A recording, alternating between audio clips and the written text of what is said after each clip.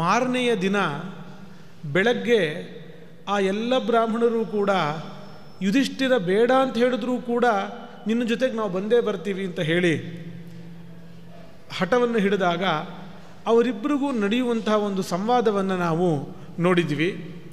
ಅದರಲ್ಲಿ ಶೌನಕ ಗೋತ್ರೋತ್ಪನ್ನನಾಗಿರುವಂತಹ ಒಬ್ಬ ಬ್ರಾಹ್ಮಣ, ನೋಡಪ್ಪ ನಿನಗೆ ನಾವು ಜೊತೆಗೆ ಬರ್ತೀವಿ, ನಿನಗೆ ಯಾವ ಭಾರವೂ ಆಗದೇ ಇರುವಂತೆ ನಾವು ಇರ್ತೀವಿ, ನಿನಗೆ ಒಳ್ಳೆಯದಾಗಲಿ ಅಂತ ಶ್ರೇಯಸ್ಸನ್ನು ನಾವು ಪ್ರಾರ್ಥನೆ ಮಾಡ್ತೀವಿ, ಜಪ ಎಲ್ಲ ಮಾಡ್ತೀವಿ ಅಂತ ಹೇಳಿ ಅವನ ಮನಸ್ಸಮಾಧಾನಕ್ಕಾಗಿ ರಾಜರ್ಷಿಯಾಗಿರುವಂತಹ ಜನಕ ಮಹಾರಾಜನ ಗೀತೆಯನ್ನು ಯುಧಿಷ್ಠಿರನಿಗೆ ಉಪದೇಶ ಮಾಡೋದನ್ನು ನಾವು ನಿನ್ನೆ ನೋಡಿದ್ವಿ.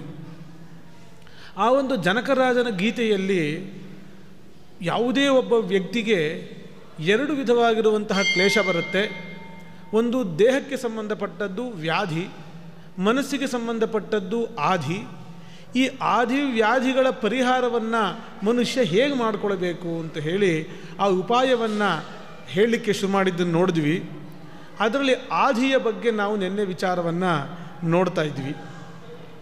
ವ್ಯಾಧಿಯ ಬಗ್ಗೆ, ವ್ಯಾಧಿ ಅಂದರೆ ಶರೀರಕ್ಕೆ ಏನಾದರೂ ರೋಗ ಬಂತು ಅಂದರೆ ಅದನ್ನು ಯಾವ ರೀತಿ ಅವನು ಪರಿಹಾರ ಮಾಡಿಕೊಳ್ಬೇಕಾಗತ್ತೆ ಅಂತ ಮುಂದುವರೆದು ಆ ಗೀತೆಯಲ್ಲಿ ಆಧಿಯ ಬಗ್ಗೆ ಹೇಳ್ತಾ ಹೋಗ್ತಾರೆ. ಆಧಿ ಅಂತಂದರೆ ಮನೋರೋಗ, ಮನಸ್ಸಿಗೆ ಉಂಟಾಗುವಂತಹ ಕ್ಲೇಶಗಳು, ಅದು ಯಾವ ರೀತಿ ಪರಿಣಾಮವನ್ನು ಉಂಟು ಮಾಡುತ್ತೆ ಅಂತ. ಮಾನಸೇನ ಹಿ ದುಃಖೇನ ಶರೀರಮುಪತಪ್ಯತೆ ಅಯಃಪಿಂಡೇನ ತಪ್ತೇನ ಕುಂಭ ಸಂಸ್ಥಮಿವೋದಕಂ. ನಮಗೆ ಮನಸ್ಸಿಗೆ ಏನಾದರೂ ಕೂಡ ರೋಗ ಬಂತು ಅಂತಂದರೆ ಅದರ ಪರಿಣಾಮ ಮನಸ್ಸಿಗೆ ಮಾತ್ರ ಅಲ್ಲದೇನೆ ದೇಹದ ಮೇಲೂ ಕೂಡ ಆಗ್ತಾ ಇರುತ್ತೆ. ಮನಸ್ಸು ತಾನೇ ದೇಹಕ್ಕೇನು ನಾವು ಅನ್ಕೋತೀವಿ. ಇದೆಲ್ಲ ನಮ್ಮೆಲ್ಲರಿಗೂ ಕೂಡ ಅನುಭವಕ್ಕೆ ಗೋಚರ ಆಗುವಂಥದ್ದೇ. ಯಾರು ತುಂಬ ದುಃಖದಲ್ಲಿ ಇರ್ತಾರೋ, ಟೆನ್ಷನ್ನಲ್ಲಿ ಇರ್ತಾರೋ, ಯಾವುದೋ ಒಂದು ಸಮಸ್ಯೆಗೆ ಸಿಕ್ಕಾಕೊಂಡು ಮನಸ್ಸಿನಲ್ಲಿ ಒದ್ದಾಡ್ತಾ ಇರ್ತಾರೋ ಅವರು ಕ್ರಮೇಣ ಸಣ್ಣಾಗಿ ಹೋಗಿಬಿಡಬಹುದು. ಹೀಗೆ ದೇಹದ ಮೇಲೆ ಪರಿಣಾಮ ಉಂಟಾಗಬಹುದು. ತುಂಬ ಸ್ಟ್ರೆಸ್ ಅನುಭವಿಸಿದಂಥವ್ರಿಗೆ ಶುಗರ್ ಬಂದುಬಿಡುತ್ತೆ, BP ಬಂದುಬಿಡುತ್ತೆ, ಇಲ್ಲದೇ ಇರೋ ರೋಗ ಎಲ್ಲ ಹುಟ್ಕೊಳ್ಳುವಂತಹ ಸಾಧ್ಯತೆ ಇರುತ್ತೆ. ಹಾಗಾಗಿ ಮನಸ್ಸಿಗೆ ಆಗುವಂತಹ ಕಷ್ಟ ದೇಹದ ಮೇಲೂ ಕೂಡ ಪರಿಣಾಮವನ್ನು ಉಂಟು ಮಾಡೇ ಮಾಡುತ್ತೆ. ಹೇಗೆ ಅಂತಂದರೆ, ನಾವೊಂದು ಪಾತ್ರೆಯಲ್ಲಿ ನೀರನ್ನು ಇಟ್ಟು ಕೆಳಗೆ ಒಲೆ ಉರಿ ಹಾಕಿದಾಗ ನೇರವಾಗಿ ಬೆಂಕಿಯ ಸಂಪರ್ಕ ನೀರಿಗೆ ಆಗೋದೇ ಇಲ್ಲ. ಬೆಂಕಿಯ ಉರಿಯ ಸಂಪರ್ಕ ಆಗೋದು ಪಾತ್ರೆಗೆ, ಆ ಪಾತ್ರೆಯ ಸಂಪರ್ಕ ನೀರಿಗೆ ಇರೋದರಿಂದಾಗಿ ನೀರು ಹೇಗೆ ಬಿಸಿ ಆಗುತ್ತೋ ಹಾಗೆ ಕಷ್ಟಗಳೆಲ್ಲವೂ ಕೂಡ ಇರೋದು ಮನಸ್ಸಿನಲ್ಲಿ. ಆದರೂ ಕೂಡ ಭಯ ಇರಬಹುದು, ಮಿಕ್ಕಿ ಏನೇ ಸಮಸ್ಯೆಗಳಿರಬಹುದು, ಅದು ಮನಸ್ಸಿನಲ್ಲಿ ಇದ್ದರೂ ಕೂಡ ಆ ಮನಸ್ಸಿನ ಸಂಪರ್ಕ ದೇಹಕ್ಕೆ ಇರೋದರಿಂದಾಗಿ ದೇಹವನ್ನು ಕೂಡ ಸುಡುತ್ತೆ. ಹಾಗಾಗಿ ದೇಹದ ಮೇಲೂ ಪರಿಣಾಮವನ್ನು ಉಂಟು ಮಾಡುವಂತಹ ಈ ಒಂದು ಮನೋರೋಗವನ್ನು ಪರಿಹಾರ ಪ್ರತಿಯೊಬ್ಬರೂ ಕೂಡ ಮಾಡಿಕೊಳ್ಳೇಬೇಕು.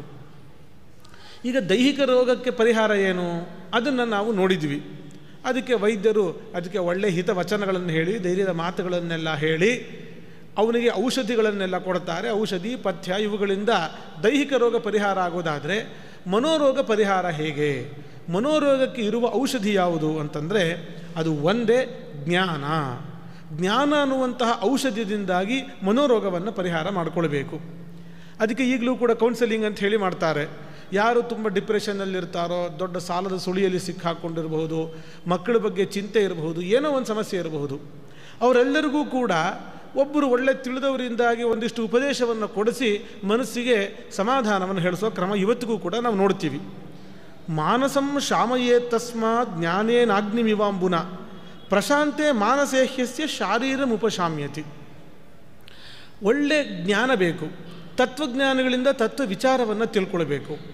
ಯಾವ ಥರ ಜ್ಞಾನವನ್ನು ಪಡ್ಕೊಳ್ಬೇಕು ಅಂತ ಹೇಳಿದ್ರೆ, ಈ ಭಗವದ್ಗೀತೆ ಮೊದಲಾದವುಗಳಲ್ಲಿ ಏನು ಹೇಳ್ತಾನೆ ಭಗವಂತ, ಅದು ಸಂಸಾರಿಕ ಕ್ಲೇಶಗಳಿಗೆ ಮೂಲ ಕಾರಣವಾಗಿರುವಂತಹ ಅಜ್ಞಾನ ಏನಿದೆ ಅದನ್ನು ಹೋಗಲಾಡಿಸುವಂತಹ ಜ್ಞಾನ ಬೇಕಾಗುತ್ತೆ ನಮಗೆ. ನಾವು ಈ ಸಂಸಾರದ ಬಗ್ಗೆ ಏನು ತಿಳುವಳಿಕೆ ಇಟ್ಕೊಂಡಿದ್ದೀವಿ ಆ ತಿಳುವಳಿಕೆ ಸರಿಯಾಗಿ ಇಲ್ಲ. ಸಂಸಾರ ಅನ್ನುವಂಥದ್ದು ಅಶಾಶ್ವತ, ಅದರಲ್ಲಿ ನಾವು ಅಭಿಮಾನವನ್ನು ಇಡಬಾರ್ದು ಅಂತ ಮೊದಲಾದ ತಾತ್ವಿಕ ವಿಚಾರಗಳೇನಿದೆ ಅವುಗಳನ್ನು ಪಡೆದುಕೊಳ್ಬೇಕು. ಚೆನ್ನಾಗಿ ಉರಿತಾ ಇರುವಂತಹ ಬೆಂಕಿಗೆ ನೀರು ಹಾಕಿದರೆ ಹೇಗೆ ಅದು ಶಾಂತ ಆಗಿ ಹೋಗುತ್ತೋ ಹಾಗೆ ನಮ್ಮ ಮನೋವೇದನೆ ಅನ್ನುವಂತಹ ಅಗ್ನಿಗೆ ಜ್ಞಾನ ಅನ್ನುವಂತಹ ನೀರನ್ನು ಹಾಕಿ ಅದನ್ನು ಉಪಶಮನ ಮಾಡಿಬಿಡಬಹುದು. ಅದು ಸರಿ ಹೋಯಿತು ಅಂತಂದರೆ, ಮನಸ್ಸಿನಲ್ಲಿರುವ ಕ್ಲೇಶ ಹೋಯಿತು ಅಂತಂದರೆ ತಾನಾಗಿ ಶರೀರಕ್ಕೆ ಆಗಿರುವಂತಹ ಕಷ್ಟಗಳು ಕೂಡ ಸರಿ ಆಗ್ತಾ ಹೋಗಿಬಿಡುತ್ತೆ. ಇವತ್ತಿಗೆ ಹೊಸ ಹೊಸ ಸಂಶೋಧನೆಗಳನ್ನೆಲ್ಲ ಮಾಡಿ ಹೇಳ್ತಾರೆ, ಗ್ಯಾಸ್ಟ್ರಿಕ್ಗೆ ಅನೇಕ ಕಾರಣಗಳಿರುತ್ತೆ. ದೈಹಿಕ ಸಮಸ್ಯೆನೇ, ನಮ್ಮ ಆಹಾರ ಪದ್ಧತಿಯಲ್ಲಿರುವ ವ್ಯತ್ಯಾಸವೇ ಗ್ಯಾಸ್ಗೆ ಕಾರಣ ಆಗಬೇಕು ಅಂತಿಲ್ಲ. ತುಂಬ ಓವರ್ ಸ್ಟ್ರೆಸ್ ಇತ್ತು ಅಂತಂದರೆ ಅದರಿಂದ ಗ್ಯಾಸ್ ಆಗುತ್ತೆ ಅಂತ ಹೇಳ್ತಾರೆ. ಅಂದರೆ ಆ ಮನಸ್ಸಿನ ಕ್ಲೇಶ ಅನ್ನೋದು ದೇಹದ ಮೇಲೂ ಪರಿಣಾಮ ಉಂಟು ಮಾಡುತ್ತೆ ಅಂತ. ನೀವು ಸ್ಟ್ರೆಸ್ ಕಡಿಮೆ ಮಾಡ್ಕೊಳ್ಳಿ, ಗ್ಯಾಸ್ ಅಷ್ಟಕ್ಕೆ ನಿಮ್ಗೆ ಸರಿ ಹೋಗುತ್ತೆ ಅಂತ ಹೇಳಿ ಈ ಥರ ಮಾತುಗಳನ್ನು ಹೇಳೋದು ನಾವು ಕೇಳಿದ್ದೀವಿ. ಇಲ್ಲಿ ಆ ಜ್ಞಾನವನ್ನು ಪಡ್ಕೊಳ್ಬೇಕು ಅಂತಂದರೆ ಯಾವ ರೀತಿಯಾದ ಜ್ಞಾನ? ಅತ್ಯಂತ ಸುಂದರವಾಗಿರುವಂತಹ ಅದ್ಭುತವಾಗಿರುವಂತಹ ಒಂದು ವಿವರಣೆಯನ್ನು ನಾವು ನೋಡ್ತೀವಿ. ಜ್ಞಾನ ಅಂದರೆ ಹೇಗೋ ಯಾವುದೋ ರೀತಿ ಒಂದು ಜ್ಞಾನ ಅಲ್ಲ. ಯಾಕೆ ಅಂತಂದರೆ ನಮ್ಮಲ್ಲಿ ಈ ಥರ ಸಣ್ಣ ಪುಟ್ಟ ಕೆಲವು ಜ್ಞಾನಗಳು ಇಲ್ಲ ಅಂತ ಅಲ್ಲ. ನಾವು ಶಾಸ್ತ್ರವನ್ನು ಓದಿಯೋ ಪ್ರವಚನಗಳನ್ನು ಕೇಳಿಯೋ ಯಾವುದೋ ಒಂದು ಉಪಾಯಗಳಿಂದ ಶಾಸ್ತ್ರದಲ್ಲಿ ಹೇಳುವಂತಹ ವಿಚಾರಗಳನ್ನು ನಾವು ಕೇಳ್ಕೊಂಡಿದ್ದೀವಿ. ನಾವು ಅಂದರೆ ಆತ್ಮನಿತ್ಯ, ಈ ಸಂಸಾರ ಎಲ್ಲವೂ ಕೂಡ ಅನಿತ್ಯ, ನಾವು ಯಾವುದನ್ನು ಜೀವನ ಅನ್ನೋದು ಅಶಾಶ್ವತ, ಯಾರು ಯಾವಾಗ ಬೇಕಾದರೂ ಸಾಯಬಹುದು, ಎಲ್ಲರೂ ಕೂಡ ತಮ್ಮ ಪುಣ್ಯ ಪಾಪಗಳನ್ನು ಮಾತ್ರ ಜೊತೆಗೆ ತೊಗೊಂಡು ಹೋಗ್ತಾರೆ ಹೊರತು ತಾವು ಸಂಪಾದನೆ ಮಾಡಿದ್ದನ್ನು ಯಾವುದನ್ನೂ ಕೂಡ ತೊಗೊಂಡು ಹೋಗ್ಲಿಕ್ಕೆ ಸಾಧ್ಯ ಇಲ್ಲ. ಇಂತಹ ತಾತ್ವಿಕ ವಿಚಾರಗಳು ನಮಗೆ ಗೊತ್ತಿಲ್ಲ, ಇದ್ಯಾವುದೋ ಹೊಸದು ಅಂತ ಇಲ್ಲ. ಇದೆಲ್ಲ ವಿಚಾರಗಳನ್ನು ಬೇಕಾದಷ್ಟು ಬಾರಿ ನಾವು ಕೇಳಿರ್ತೀವಿ. ನಾವು ಕೇಳಿದರೂ ಕೂಡ ನಮಗೆ ಯಾಕೆ ಮತ್ತೆ ಮನಸ್ಸಿನ ಕ್ಲೇಶ ಉಂಟಾಗುತ್ತೆ, ಯಾಕೆ ಮತ್ತೆ ಮತ್ತೆ ಆ ಒಂದು ಆದಿಗೆ ನಾವು ಒಳಗಾಗ್ತೀವಿ ಅಂತಂದರೆ, ಇಲ್ಲಿ ಯಾವುದನ್ನು ಜ್ಞಾನ ಅಂತ ಕರೀತಾರೆ ಆ ರೀತಿಯಾದಂತಹ ಜ್ಞಾನವನ್ನು ನಾವು ಪಡೆದುಕೊಂಡಿಲ್ಲ. ಅದಕ್ಕೊಂದು ಪದ್ಧತಿ ಇದೆ, ಅದಕ್ಕೊಂದು ರೀತಿ ಇದೆ. ಆ ರೀತಿಯಾಗಿ ಜ್ಞಾನವನ್ನು ಪಡ್ಕೊಂಡ್ರೆ ಅದು ನಮ್ಮ ಮೇಲೆ ಖಂಡಿತ ಒಳ್ಳೆಯ ಪರಿಣಾಮವನ್ನು ಉಂಟು ಮಾಡುತ್ತೆ. ಆ ಒಂದು ಅಂಶವನ್ನು ಇಲ್ಲಿ ಮುಂದೆ ತಿಳಿಸ್ತಾ ಹೋಗ್ತಾರೆ. ಅಷ್ಟಾಂಗಾಂ ಬುದ್ಧಿಮಾಹುರ್ಯಾಂ ಶ್ರೇಯೋಭಿಘಾತಿನಿ ಶ್ರುತಿ ಸ್ಮೃತಿ ಸಮಾಯುಕ್ತಾಂ ರಾಜನ್ ಸಾ ತ್ವಯ್ಯವಸ್ಥಿತ. ಈ ರಾಜನ ಬಗ್ಗೆ ಹೇಳುವಾಗ ಅವ್ರು ಹೇಳಿರುವಂತಹ ಮಾತು ಇದು. ಬುದ್ಧಿ ಅಂತ ಅನ್ನೋದು ಅಷ್ಟಾಂಗವಾಗಿ ಇರುತ್ತೆ, 8 ಭಾಗಗಳು ಇರುತ್ತೆ. ಅದು ಆ ಒಂದು ಬುದ್ಧಿ ಇತ್ತು ಅಂತಂದರೆ ನಮಗೆ ಏನೇ ಅಶ್ರೇಯಸ್ಸು ಅನ್ನೋದು, ಕೆಟ್ಟದು ಅನ್ನೋದು ಉಂಟಾದರೂ ಕೂಡ ಅದೆಲ್ಲವನ್ನೂ ಅದರಿಂದ ಅವನು ಪರಿಹಾರ ಮಾಡಿಕೊಳ್ಳಬಹುದು. ಆದರೆ ಆ ಅಷ್ಟಾಂಗಗಳು ಏನಾಗಿರಬೇಕು, ಅಂತಹ ಬುದ್ಧಿ ಹೇಗಿರಬೇಕು ಅಂದರೆ ಶ್ರುತಿ ಸ್ಮೃತಿ ಸಮಾಯುಕ್ತ. ಆ ಒಂದು ಜ್ಞಾನವನ್ನು ಅವನು ಶ್ರುತಿ ಸ್ಮೃತಿ ಮೊದಲಾದವುಗಳಿಂದ ಸಂಪಾದನೆಯನ್ನು ಮಾಡಿರಬೇಕು. ಶಾಸ್ತ್ರ ಮೂಲವಾಗಿರುವಂತಹ ಜ್ಞಾನ ಆಗಿರಬೇಕು. ಅದು ಶಾಸ್ತ್ರ ಹೇಳಿಕೊಟ್ಟಂತಹ ಬುದ್ಧಿ ಇರಬೇಕೇ ಹೊರತು ಬೇರೆ ಇನ್ಯಾವುದೋ ಉಪಾಯದಿಂದ ಬಂದಂತಹ ಬುದ್ಧಿ ಅಂತನ್ನೋದು ಅದು ಪ್ರಯೋಜಕ ಆಗೋದಿಲ್ಲ. ಯಾವುದು ಅಷ್ಟಾಂಗ ಬುದ್ಧಿ ಅಂತ ಹೇಳಿದ್ರಲ್ಲ, ಏನದು ಬುದ್ಧಿ? ಅದರ 8 ಭಾಗ ಯಾವುದು ಅಂತಂದರೆ ಶುಶ್ರೂಷಾ ಶ್ರವಣಂ ಚೈವ ಗ್ರಹಣಂ ಧಾರಣಂ ತಥಾ ಊಹಾಪೋಹ ಅರ್ಥವಿಜ್ಞಾನಂ ತತ್ವಜ್ಞಾನಂ ಚ ಧೀಗುಣಾ. 8 ಗುಣಗಳು ಉಳ್ಳದ್ದಾಗಿರಬೇಕು. ಯಾವುದು? ಶುಶ್ರೂಷಾ, ಶ್ರವಣ, ಗ್ರಹಣ, ಧಾರಣ ಅಂತ ಒಂದೊಂದನ್ನೇ ಹೇಳ್ತಾ ಹೋಗ್ತಾರೆ. ಮೊದಲನೇದು ಯಾವುದು ಅಂತಂದರೆ ಶುಶ್ರೂಷಾ. ನಾವು ವಿದ್ಯೆಯನ್ನು ಯಾವ ರೀತಿ ಪಡ್ಕೊಂಡಿರಬೇಕು ಅಂತ ಹೇಳಿದ್ರೆ ಶುಶ್ರೂಷೆಯಿಂದ. ಶುಶ್ರೂಷಾ ಅಂತಂದರೆ ಗುರು ಉಪಸತ್ಯ ಮಾಡೋದು. ಯಾರು ನಮಗೆ ವಿದ್ಯೆಯನ್ನು ಕೊಡ್ತಾರೆ ಅವ್ರ ಹತ್ರ ಹೋಗಬೇಕು, ಅವರು ಸೇವೆ ಮಾಡಬೇಕು, ಅವರಿಂದ ಅನುಗ್ರಹಪೂರ್ವಕವಾಗಿ ಆ ವಿದ್ಯೆಯನ್ನು ಪಡ್ಕೊಳ್ಬೇಕು. ಅನುಗ್ರಹಪೂರ್ವಕವಾಗಿ ಯಾವ ವಿದ್ಯೆ ಕೊಡ್ತಾರೆ ಅದು ನಮಗೆ ಒಲಿಯುತ್ತೆ, ಅದು ನಮ್ಮ ಜೀವನದ ಮೇಲೆ ಒಳ್ಳೆಯ ಪರಿಣಾಮವನ್ನು ಉಂಟು ಮಾಡುತ್ತೆ. ಶುಶ್ರೂಷ ಅಂತನ್ನೋದು ಈಗಿನ ಕಾಲದಲ್ಲಿ ತುಂಬ ದೂರದ ಮಾತು ಅಂತ ಆಗೋಗ್ಬಿಟ್ಟಿದೆ. ಗುರು ಶುಶ್ರೂಷೆ ಅಂತ ಅನ್ನೋದೇ ಇಲ್ಲ. ಶಾಲೆಯಲ್ಲೇನಾದರೂ ಮಕ್ಕಳಿಗೇನಾದ್ರು ಒಂದು ಕೆಲಸ ಹೇಳಿಸಿದ್ರೆ, ಮಕ್ಕಳಿಗೆಲ್ಲ ಇದನ್ನೆಲ್ಲ ಕೆಲಸ ಮಾಡಿಸ್ತಾ ಇದ್ದಾರೆ, ಪಾಠ ಮಾಡೋದು ಬಿಟ್ಟು ಅಂತ. ಆದರೆ ವಸ್ತುತಃ ನಮ್ಮ ಭಾರತ ದೇಶದಲ್ಲಿ ಮೊದಲಿಂದಲೂ ಇದ್ದಂತಹ ಅಧ್ಯಯನ ಪದ್ಧತಿ ಅಂತಂದರೆ ಗುರುಕುಲಕ್ಕೆ ಹೋಗಬೇಕು, ಗುರುಕುಲ ವಾಸ ಮಾಡಿ ಗುರು ಹೇಳುವಂತಹ ಕೆಲಸಗಳನ್ನೆಲ್ಲ ಮಾಡ್ತಾ ಅವನು ವಿದ್ಯೆಯನ್ನು ಕಲಿಬೇಕಾಗುತ್ತೆ. ಆವಾಗ ಗುರುಗಳು ಅನುಗ್ರಹ ಬುದ್ಧಿಯಿಂದ ಏನು ವಿದ್ಯೆ ಕೊಡ್ತಾರೆ ಅದು ಅವನ ಜೀವನದಲ್ಲಿ ಉತ್ತಮ ಫಲವನ್ನು ಅದು ಕೊಡುತ್ತೆ. ಧರ್ಮಾರ್ಥವು ಯತ್ರ ನ ಸ್ಯಾತಾಂ ಶುಶ್ರೂಷಾ ವಾಪಿ ತದ್ವಿಧ ತತ್ರ ವಿದ್ಯಾ ನವಪ್ತವ್ಯ ಶುಭಂ ಬೀಜಮಿವೋಷರೇ. ಗುರುಗಳಿಗೆ ಹೇಳುವಂತಹ ಮಾತು ಇದು ಧರ್ಮಶಾಸ್ತ್ರ. ಯಾರಿಗೆ ವಿದ್ಯೆಯನ್ನು ಕೊಡಬೇಕು ಅಂತಂದರೆ ಯಾರು ಶುಶ್ರೂಷಾ ಪರನಾಗಿ ಇರ್ತಾನೋ ಅಂಥವನಿಗೆ ಕೊಡಬೇಕು. ಧರ್ಮಾರ್ಥವು ಯತ್ರ ನ ಸ್ಯಾತಾಂ. ನಾವು ಒಬ್ಬರಿಗೆ ವಿದ್ಯೆ ಕೊಡ್ತೀವಿ ಅಂತಂದರೆ ಅದರಿಂದ ಯಾವ ಲಾಭವೂ ಇಲ್ಲ, ಪುಣ್ಯನೂ ಇಲ್ಲ, ಅಂದರೆ ಇಹ ಇಲ್ಲ ಪರ ಇಲ್ಲ ಅಂತ ನಾವು ಹೇಳ್ತೀವಲ್ವ, ಆ ರೀತಿ ನಿಷ್ಪ್ರಯೋಜನವಾಗಿ ಒಬ್ಬರಿಗೆ ವಿದ್ಯೆ ಕೊಡೋದು ಅದು ಸರಿಯಾದದ್ದಲ್ಲ. ಶುಶ್ರೂಷಾವಾಪಿ ಯಾರು ಸೇವೆಯನ್ನು ಮಾಡಲಿಕ್ಕೆ ತಯಾರಿಲ್ವೋ ಅಂಥವರಿಗೆ ವಿದ್ಯೆಯನ್ನು ಕೊಡಬಾರದು. ಹೇಗೆ ಅಂತಂದರೆ ವಿದ್ಯೆ ಅನ್ನುವಂಥದ್ದು ಒಂದು ಬೀಜ ಇದ್ದಂತೆ. ಒಂದು ಬೀಜವನ್ನು ನಾವು ಒಂದು ಕಡೆ ಯಾವುದಾದ್ರು ಒಂದು ಭೂಮಿಯಲ್ಲಿ ಹಾಕ್ತೀವಿ ಅಂತಂದರೆ ಅದು ಮುಂದೆ ಬೆಳೆದು ದೊಡ್ಡದ ಮರವಾಗಿ ಫಲವನ್ನು ಕೊಡಬೇಕು, ಸಮಾಜಕ್ಕೆ ಬೇಕಾದಷ್ಟು ಫಲವನ್ನು ಕೊಡಬೇಕು. ಅಂತಹ ಬೀಜವನ್ನು ಯಾವುದೋ ಒಂದು ಬರಡು ಭೂಮಿಯಲ್ಲಿ ಹಾಕಿದ್ರೆ ಏನಾಗುತ್ತೆ, ಯಾವ ಉಪಯೋಗವೂ ಇಲ್ವ. ಹೇಗೋ ಹಾಗೆ ಶುಶ್ರೂಷೆ ಮಾಡಲಿಕ್ಕೆ ತಯಾರಿಲ್ಲದೆ ಇರುವಂಥ ಶಿಷ್ಯನಿಗೆ ಅವನಿಗೆ ವಿದ್ಯೆಯನ್ನು ಕೊಟ್ಟರೆ ಅದರಿಂದ ಯಾವ ಉಪಯೋಗವೂ ಕೂಡ ಇಲ್ಲ, ಅವನಿಂದ ಸಮಾಜಕ್ಕೆ ಏನು ಉಪಯೋಗ ಆಗೋದೇ ಇಲ್ಲ. ಅಂಥವ್ರು ವಿದ್ಯೆ ಕೊಡಬಾರದು ಅಂತ ಹೇಳಿ ಈ ಥರ ಶಾಸ್ತ್ರ ಹೇಳುತ್ತೆ. ಹಾಗಾಗಿ ಶುಶ್ರೂಷಾ ಅನ್ನುವಂಥದ್ದು ಬಹು ಮುಖ್ಯವಾಗಿರೋದು. ಗುರು ಶುಶ್ರೂಷೆಯನ್ನು ಮಾಡಿ, ಗುರು ಸೇವೆಯನ್ನು ಮಾಡಿ ಯಾವ ವಿದ್ಯೆಯನ್ನು ಪಡೆದುಕೊಳ್ತೀವಿ ಅದು ಈ ಬುದ್ಧಿಯ ಒಂದು ಅಂಗ ಶುಶ್ರೂಷಾ ಅಂತ ಹೇಳಿದ್ರು. ಇನ್ನೊಂದು ಹೇಳ್ತಾರೆ ಶ್ರವಣ. ಶ್ರವಣ ಅಂತಂದರೆ ಶಾಸ್ತ್ರ ಹೇಳಿದಂತಹ ಕ್ರಮದಲ್ಲಿ ಉಪನಯನಾದಿ ಸಂಸ್ಕಾರಗಳನ್ನೆಲ್ಲವನ್ನು ಮಾಡಿಕೊಂಡು ಗುರುಕುಲ ವಾಸ ಮಾಡ್ತಾ ಅಂಗಸಹಿತವಾಗಿ ಶಾಸ್ತ್ರಗಳನ್ನು ಗುರುಮುಖೇನ ಅಧ್ಯಯನ ಮಾಡೋದು. ಗುರುಗಳ ಬಾಯಿಂದನೇ ಅಧ್ಯಯನ ಮಾಡಿದ್ರೆ ಅದನ್ನು ಶ್ರವಣ ಅಂತ ಹೇಳಿ ಕರೀತಾರೆ. ಇನ್ನೊಂದು ಯಾವುದು, ಮೂರನೇದು ಗ್ರಹಣ. ಗ್ರಹಣ ಅನ್ನೋ ಶಬ್ದಕ್ಕೆ ಕ್ಯಾಚ್ ಮಾಡೋದು, ಹಿಡಿದುಕೊಳ್ಳೋದು, ಸ್ವೀಕಾರ ಮಾಡೋದು ಅಂತ ಹೇಳಿ ಗ್ರಹಣ ಶಬ್ದಕ್ಕೆ ಅರ್ಥ. ಅವನಿಗೆ ಒಳ್ಳೆ ವಿದ್ಯೆ ಬರಬೇಕು ಅಂತಂದರೆ ಏನಿರಬೇಕು ಅಂದರೆ ಗ್ರಹಣ ಶಕ್ತಿ ಇರಬೇಕು. ಶಾಸ್ತ್ರಗಳಲ್ಲಿ ಈ ಗ್ರಂಥ ಓದಲಿಕ್ಕೆ ಯಾರು ಅಧಿಕಾರಿ, ಯಾರು ಇದನ್ನು ಓದಬಹುದು ಅಂತಂದರೆ ಗ್ರಹಣ ಧಾರಣ ಪಟುಹು. ಯಾರಿಗೆ ಗ್ರಹಣ ಮಾಡೋ ಶಕ್ತಿ ಇದೆಯೋ, ಕ್ಯಾಚ್ ಮಾಡೋದು, ಏನು ಹೇಳ್ತಾ ಇದ್ದಾರೆ ಅಂತ ಅರ್ಥ ಮಾಡ್ಕೊಳ್ಳೋ ಸಾಮರ್ಥ್ಯ ಇದೆಯೋ, ನೆನ್ಪಿಟ್ಕೊಳ್ಳೋ ಶಕ್ತಿ ಇದೆಯೋ ಅಂಥವರು ಇದಕ್ಕೆ ಯೋಗ್ಯರು ಅಂತ ಹೇಳಿ ಶಾಸ್ತ್ರಗಳಲ್ಲಿ ಗ್ರಂಥ ಅಧ್ಯಯನ ಮಾಡುವಂಥವ್ರಲ್ಲಿ ಯಾರು ಅಧಿಕಾರಿಗಳು ಅಂತ ಹೇಳುವಾಗ ಆ ಒಂದು ಮಾತನ್ನು ಕೂಡ ಹೇಳ್ತಾರೆ. ಹಾಗಾಗಿ ನಮಗೆ ಗುರುಗಳು ಹೇಳುವಂಥದ್ದು ಅರ್ಥ ಮಾಡ್ಕೊಳ್ಳೋ ಸಾಮರ್ಥ್ಯ ಇರಬೇಕು, ಆಗ ಆ ವಿದ್ಯೆ ಅನ್ನೋದು ಪೂರ್ಣ ಆಗುತ್ತೆ. ಅವ್ರು ಹೇಳೋದೇ ನಮಗೆ ಅರ್ಥ ಆಗ್ತಾ ಇಲ್ಲ ಅಂತನ್ನೋದಾದರೆ ಅದು ಪರಿಪೂರ್ಣವಾಗಿರುವಂತಹ ವಿದ್ಯೆ ಅಂತ ಕರೆಸ್ಕೊಳ್ಳೋದಿಲ್ಲ. ಹಾಗಾಗಿ ಗ್ರಹಣ ಶಕ್ತಿ ಇರಬೇಕು. ಇನ್ನೊಂದು ಧಾರಣ. ಈ ಧಾರಣ ಅಂತಂದರೆ ಬೇರೆ ಬೇರೆ ಅರ್ಥದಲ್ಲೆಲ್ಲ ಅದನ್ನು ಉಪಯೋಗಿಸ್ತಾರೆ. ಯಾರೋ ಒಬ್ಬರನ್ನ ರಕ್ಷಣೆ ಮಾಡೋದು, ಪೋಷಣೆ ಮಾಡೋದನ್ನು ಧಾರಣ ಅಂತ ಹೇಳಿ ಕರೀತಾರೆ.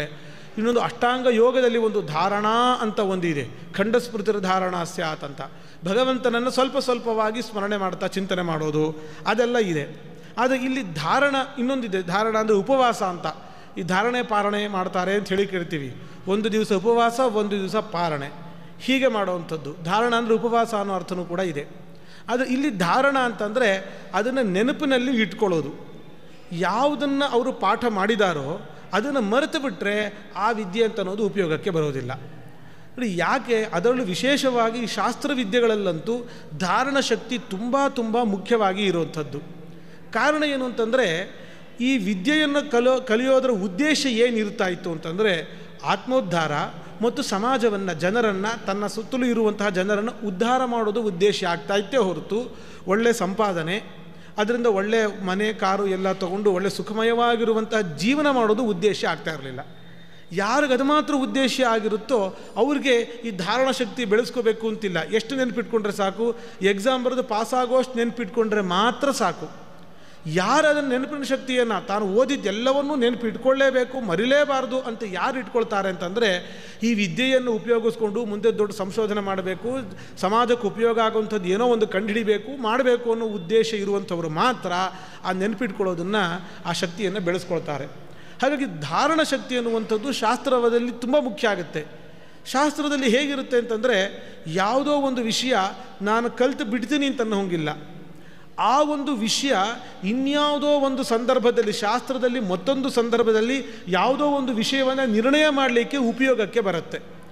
ಅದೇ ಗೊತ್ತಿಲ್ಲ, ಇವನಿಗೆ ನೆನಪೇ ಇಲ್ಲ ಅಂತಂದರೆ ಈ ಒಂದು ವಾಕ್ಯಕ್ಕೆ, ಶಾಸ್ತ್ರದ ಯಾವುದೋ ಒಂದು ವಾಕ್ಯ ಸಿಕ್ತು, ಇದಕ್ಕೆ ಯಾವ ರೀತಿ ಅರ್ಥ ಮಾಡಬೇಕು, ಇದಕ್ಕೆ ಏನೇನು ಅರ್ಥ ಮಾಡಿದ್ರೆ ಯಾವ್ಯಾವುದರಿಂದ ವಿರೋಧ ಬರುತ್ತೆ, ಅದನ್ನು ಪರಿಹಾರ ಮಾಡ್ಕೊಳ್ಳೋಕೆ ಉಪಾಯಗಳೇನು, ಇದೆಲ್ಲವನ್ನು ನೆನಪಿಟ್ಕೊಂಡ್ರೆ ಮಾತ್ರ ಅವನಿಗೆ ಒಂದು ಸರಿಯಾದ ಅರ್ಥವನ್ನು ತಿಳಿದುಕೊಳ್ಳಲಿಕ್ಕೆ ಸಾಧ್ಯ ಆಗುತ್ತೆ. ಹಾಗಾಗಿ ಶಾಸ್ತ್ರದಲ್ಲಿ ಮಾತ್ರ ಧಾರಣ ಶಕ್ತಿ ಅಂತನ್ನೋದು ಬಹಳ ಮುಖ್ಯವಾಗಿ ಇರುವಂಥದ್ದು. ಅದನ್ನು ಮೇಧಾಶಕ್ತಿ ಅಂತ ಹೇಳಿ ಕರೀತಾರೆ. ಈ ಮೇಧಾಶಕ್ತಿಯ ಅಭಿವೃದ್ಧಿಗೋಸ್ಕರವಾಗಿಯೇ ಬ್ರಹ್ಮಚಾರಿಗಳಿಗೆ ಅಗ್ನಿಯ ಉಪಾಸನೆಯನ್ನು ಹೇಳ್ತಾರೆ. ಅಗ್ನಿ ಕಾರ್ಯ ಮಾಡಬೇಕು ಅಂತ ಹೇಳ್ತಾರೆ. ನಮ್ಮಲ್ಲಿ ಅಗ್ನಿ ಕಾರ್ಯ ಮಾಡೋದು ಅನ್ನೋ ಪದ್ಧತಿ ಹೋಗೇ ಬಿಟ್ಟಿದೆ. ಸಂಧ್ಯಾವಂದನೆ ಮಾಡಿದ್ರೆ ಹೆಚ್ಚು ಅಂತ ಅನ್ನೋ ಸ್ಥಿತಿ ಬಂದುಬಿಟ್ಟಿದೆ. ಸೂರ್ಯೋಪಾಸನೆ ಸಂಧ್ಯಾವಂದನೆ ಅಂತಂದರೆ ಅದು ಹೇಗೆ ನಮಗೆ ಓಜಸ್ಸು ತೇಜಸ್ಸು ಎಲ್ಲವನ್ನು ಕೊಡುತ್ತೋ ಹಾಗೆ ಅಗ್ನಿಯ ಉಪಾಸೆಯನ್ನು ಬ್ರಹ್ಮಚಾರಿ ತಪ್ಪದೆ ಮಾಡಬೇಕು. ದಿನ 2 ಹೊತ್ತು ಅಗ್ನಿ ಕಾರ್ಯವನ್ನು ಮಾಡಿದ್ರೆ ಆ ಅಗ್ನಿಯಲ್ಲಿ ಪ್ರಾರ್ಥನೆ ಮಾಡ್ತಾರೆ, ಅದನ್ನು ನನಗೆ ಮೇಧಾಶಕ್ತಿಯನ್ನು ಕೊಡು ಅಂತ ಪ್ರಾರ್ಥನೆ ಮಾಡ್ತಾನೆ. ಆ ಅಗ್ನಿಯ ಪ್ರಭಾವ ಅನುಗ್ರಹದಿಂದಾಗಿ ಅವನು ಮೇಧಾಶಕ್ತಿ ಚೆನ್ನಾಗಿ ಬೆಳೆಯುತ್ತದು. ನೆನಪಿನ ಶಕ್ತಿ, ಗ್ರಹಣ ಶಕ್ತಿ ಎಲ್ಲ ಚೆನ್ನಾಗಿ ಬೆಳೆದಾಗ ಅವನು ಚೆನ್ನಾಗಿ ಅಧ್ಯಯನ ಮಾಡಲಿಕ್ಕೆ, ದೊಡ್ಡ ವಿದ್ವಾಂಸ ಆಗಲಿಕ್ಕೆ ಸಾಧ್ಯ ಆಗುತ್ತೆ. ಹಾಗಾಗಿ ಧಾರಣ ಅನ್ನುವಂಥದ್ದು ಬುದ್ಧಿಯ 8 ಅಂಗಗಳಲ್ಲಿ 4ನೇ ಅಂಗ. ಇನ್ನೊಂದು ಯಾವುದು ಅಂತಂದರೆ ಊಹ. ಈ ಊಹ ಅನ್ನೋ ಸಾಮರ್ಥ್ಯ ಇಲ್ಲದೇ ಇದ್ದರೆ ಅವನು ಕಲ್ತಿರೋದೆಲ್ಲನೂ ಕೂಡ ವ್ಯರ್ಥ ಅಂತಲೇ ಅನ್ನಬಹುದು. ಏನು ಊಹ ಅಂದರೆ ಏನು ಅಂತಂದರೆ, ಊಹ ಅನ್ನೋದಕ್ಕೆ ಅನೇಕ ಅರ್ಥಗಳನ್ನು ಹೇಳ್ತಾರೆ. ಅಧ್ಯಾಹಾರ ಸ್ತರ್ಕ ಊಹ ಅಂತ ಅಂದರೆ ಯುಕ್ತಿಯ ಪ್ರಸಾರ ಅಂತ ಹೇಳಿ ನಾವು ಅದನ್ನು ಹೇಳಬಹುದು. ಒಂದು ಯುಕ್ತಿಯನ್ನು ಒಂದು ಕಡೆ ತರ್ಕಬದ್ಧವಾಗಿ ಒಂದು ವಿಚಾರವನ್ನು ಮಾಡಬೇಕು. ಅವನು ಒಂದು ಯಾವುದೋ ಒಂದನ್ನು ಅರ್ಥ, ಇದು ಈ ವಿಷಯ ಇದು ಸರಿ ಇದು ತಪ್ಪು ಅಂತ ತೀರ್ಮಾನ ಮಾಡಬೇಕು ಅಂತಂದರೆ ಅವನಿಗೆ 2 ಸಾಮರ್ಥ್ಯ ಇರಬೇಕು. ಕನ್ನಡದಲ್ಲಿ ಅದನ್ನು ಊಹಾಪೋಹ ಅಂತೀವಲ್ವ, ಬೇರೆ ಅರ್ಥದಲ್ಲಿ ಏನೇನೋ ಉಪಯೋಗಿಸ್ತೀವಿ ನಾವು ಅದನ್ನು. ವಸ್ತುತಃ ಊಹಾ ಅಪೋಹ ಅನ್ನೋದು ಒಬ್ಬ ವಿಚಾರವಂತಿಕೆ ಇರುವಂಥವನಿಗೆ ಇರಬೇಕಾಗಿರುವಂತಹ ಗುಣ. ನಾವು ಕನ್ನಡದಲ್ಲಿ ಹೇಗೆ ಉಪಯೋಗಿಸ್ತೀವಿ, ಸುಮ್ಮನೆ ಏನೋ ಊಹಾಪೋಹ ಮಾಡ್ತಾ ಇದ್ದಾರಷ್ಟೇ ಅಂತಂದರೆ ಯಾವ ಆಧಾರವೂ ಇಲ್ಲದೆ ಸುಮ್ಮನೆ ತಾವೇ ಏನೋ ಇಮ್ಯಾಜಿನ್ ಮಾಡ್ಕೊಂಡು ಏನೇನೋ ಹೇಳ್ತಾ ಇದ್ದಾರೆ. ಆಧಾರರಹಿತವಾಗಿರುವಂತಹ ಮಾತುಗಳಿತ್ತು ಅಂತ ಆದರೆ ಅದನ್ನು ಊಹಾಪೋಹ ಮಾಡ್ಕೊಂಡು ಏನೋ ಹೇಳ್ತಾ ಇದ್ದಾರೆ ಅಂತ ನಾವು ಹೇಳ್ತೀವಿ. ಆದರೆ ನಿಜವಾಗ್ಲೂ ಸಂಸ್ಕೃತದಲ್ಲಿ ಆ ಅರ್ಥ ಇಲ್ಲ. ಊಹಾ ಅಪೋಹ ಅಂತ 2 ಶಬ್ದ ಅದು. ಊಹ ಬೇರೆ, ಅಪೋಹ ಬೇರೆ.